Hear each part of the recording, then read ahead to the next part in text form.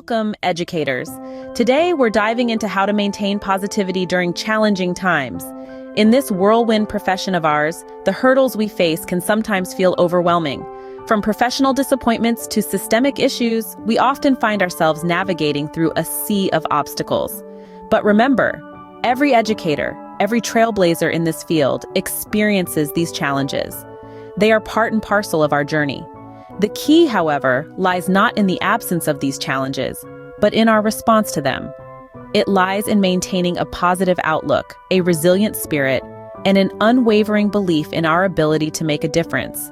This positivity, this spark, is what fuels our passion and drives us to inspire, to create, and to mold the minds of the future. So, how can you stay positive in the face of adversity? Let's explore some strategies. The first strategy is preserving happiness. It sounds simple, but it's a powerful tool. Now you might be thinking, how can I preserve happiness when I'm surrounded by challenges? Well, let's break it down. Preserving happiness is about cultivating a mindset that seeks joy, even in the smallest achievements. It's about celebrating every time a student understands a new concept, or when you finally manage to get through that stack of papers. It's about acknowledging the good in every day and letting it fuel your passion and dedication. Maintaining a work-life balance is another essential part of preserving happiness. It's easy to get lost in the world of lesson plans, grading, and administrative tasks, but remember, you are more than just an educator. You're a person with hobbies, interests, and loved ones, so make time for these things. Go for a run, read a book, spend time with your family. These moments of joy and relaxation will rejuvenate you and help you bring your best self to the classroom. Speaking of the classroom, creating a positive environment is a game changer when it comes to preserving happiness. Foster a culture of respect, encouragement, and positivity. Encourage your students to celebrate each other's successes and support each other during tough times. This will not only make your classroom a happier place, but also make your job more rewarding. But remember, preserving happiness doesn't mean ignoring the challenges. It means choosing to focus on the positive, finding joy in the journey, and using it as a tool to navigate through the tough times. So why is this important? Because your happiness affects your performance as an educator. When you're happy, you're more creative, more motivated, and more resilient. You're better equipped to handle challenges and inspire your students. So don't underestimate the power of happiness. Remember, your happiness is crucial for your success as an educator. Let's all make a commitment to preserve our happiness, not just for ourselves, but for our students too. They deserve happy, motivated, and inspired educators, and you deserve to find joy in the work you do. The second strategy involves collaboration, a crucial aspect of the teaching profession. In a profession filled with challenges and high stakes, it's easy to fall into the trap of isolation, feeling like you're navigating uncharted waters alone. However, that's far from the truth. Teachers aren't solitary soldiers, they're members of a vast, dynamic team. Collaboration is more than just a buzzword in the education world. It's a lifeline, a way to share the load and multiply the joys of teaching. It's about pooling our collective wisdom, resources, and energies to create an environment that not only benefits us as educators, but also our students. Imagine a scenario where you're struggling with a lesson plan, you've hit a wall, and the creative juices just aren't flowing. Now picture reaching out to a colleague, sharing your dilemma, and receiving a fresh perspective that sparks a new idea. That's the power of collaboration. Collaboration extends beyond the confines of your school. With the advent of technology, teachers across the globe can connect, share ideas, resources, and lend support to each other. It's an incredible web of knowledge and inspiration that's just a click away. But remember, collaboration isn't a one-way street. It's about giving as much as it's about receiving. It's about contributing your unique insights and experiences to the collective pool. It's about sharing your victories and your struggles, knowing that they can serve as stepping stones for others. Collaboration fosters a sense of community, a feeling of belonging. It reminds us that we're all part of something bigger, a collective mission to educate, inspire, and make a difference. It's a reminder that we're not alone in our struggles and victories. So reach out, share, collaborate. Let's break down the walls of isolation and build bridges of cooperation. Because in the end, we're all on the same team, working towards the same goal. Together, we are stronger. The third strategy is setting boundaries, yes, even in a profession as demanding as teaching. This might sound like a tall order, but trust me, it's both achievable and crucial. Setting boundaries is not about building walls around you, but rather about defining your limits. It's about knowing where your professional life ends and your personal life begins. Imagine your life as a beautiful garden.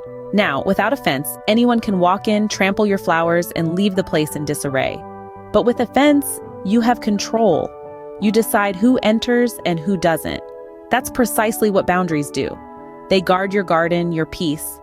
Setting boundaries in teaching might mean establishing clear start and end times for your workday. It could involve designating specific times for grading and lesson planning, and making it clear to students and parents when you are available for consultations. Now let's talk about a word that's often difficult to say but incredibly liberating when we muster the courage to say it: no. It's a small word with a big impact. It's okay to say no to extra commitments that infringe on your personal time.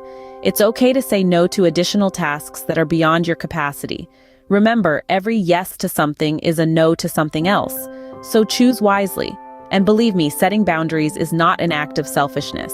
It's an act of self-preservation. It's about ensuring that you have enough energy and enthusiasm to give your best to your students. Because, let's be honest, a burnt-out teacher cannot ignite a spark in their students. In conclusion, setting boundaries is about creating a balance between your professional and personal life. It's about giving yourself the permission to rest and recharge. So take a step back, breathe, and build your fence. Remember, you can't pour from an empty cup. The fourth and final strategy is about supporting each other. In a profession as demanding and multifaceted as teaching, it's crucial that we foster a sense of community and mutual support. Picture it as a team of rowers, each rowing in sync, propelling the boat forward, overcoming waves and winds.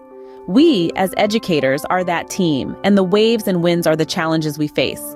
When we lend a helping hand to a colleague or receive one, the burden of our challenges lessens.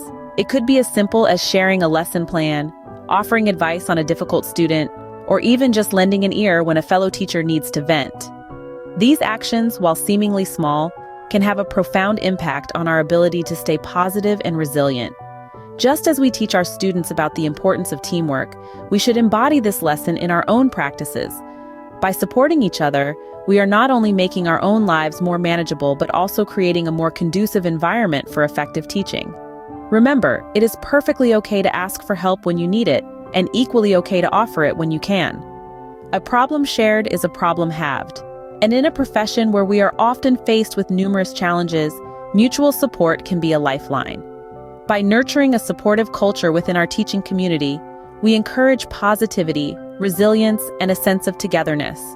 In the face of adversity, knowing that you're not alone, that you have a team rooting for you, can make all the difference in the world. So let's make a conscious effort to support each other, to share our struggles and triumphs, our insights and ideas. Let's build each other up, and in doing so, foster a more positive and resilient teaching community. Together, we can weather any storm. So there you have it, 4 strategies to help you stay positive during trying times. We started with preserving happiness, a fundamental aspect of maintaining your sanity amidst the tumult. Then we moved on to collaboration, a powerful tool that helps us share the load and create a supportive environment. Next, we discussed setting boundaries, a crucial step in preventing burnout and maintaining a healthy work-life balance. And finally, we touched on the importance of supporting each other because remember, we're all in this together. These strategies aren't just about surviving the tough times, they're about thriving in them. They're about finding joy in your work and maintaining a positive outlook, not just for your own well-being, but also for your professional success. They're about creating an environment where you and your fellow educators can flourish. Which of these strategies will you work on first? Share with us in the comments. Remember, you're not alone in this journey. Stay positive, stay strong, and keep inspiring.